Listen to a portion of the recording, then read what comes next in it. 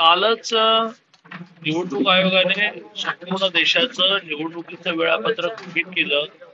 आचारसंहिता सुरू झाली आणि जी अनिश्चितता होती की निवडणुका कधी होणार, किती राऊंड मध्ये होणार, ही सगळी अनिश्चितता संपली.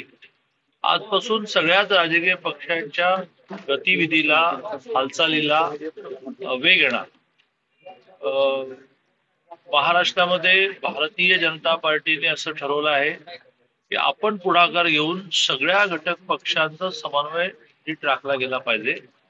हा समन्वय जर नीट झाला तर 4848 जागा भारतीय जनता पार्टी लीड करत असलेल्या, स्वाभाविकपणे त्यात शिवसेना, राष्ट्रवादी पासून आरपीआय आणि रासप सगळे सगळे आहेत.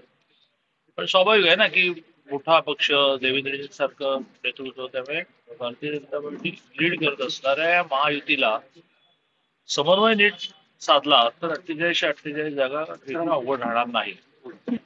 माझ्याकडे व्यक्तिशः 3 लोकसभांचं क्लस्टर, आम्ही त्याला क्लस्टर शब्द वापरलाय, समूह म्हणून आपल्या ग्रामीण भाषेमध्ये, असं 3 लोकसभांचा समूह आहे. त्यात बारामती, शिरूर आणि पुणे येतात. तर काल शिरूर पासून सुरुवात करायची होती, पण काल अचानक कॅबिनेटची मिटिंग लागली आणि बारामतीवरून सुरुवात करतो. सगळ्या पक्षांचे प्रत्येक विधानसभांचे 50 असे 300 जणांचा मेळावा आहे. नंतर विधानसभाचा बैठक आहे ज्याच्यामध्ये कुठलीही पॉलिटिकल भाषणं नाहीत, कारण ही काही सभा नाही.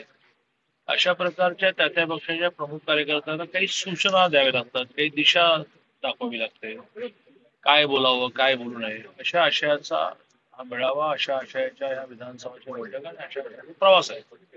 स्वाभाविकपणे बहिणी आज बारामतीमधून प्रचारासाठी बाहेर पडण्यापूर्वीच आम्ही घरी गेल्यामुळे एकत्र चहा घेतात. मला वाटतं आता एवढं पुरे, बाकी सुद्धा नंतर.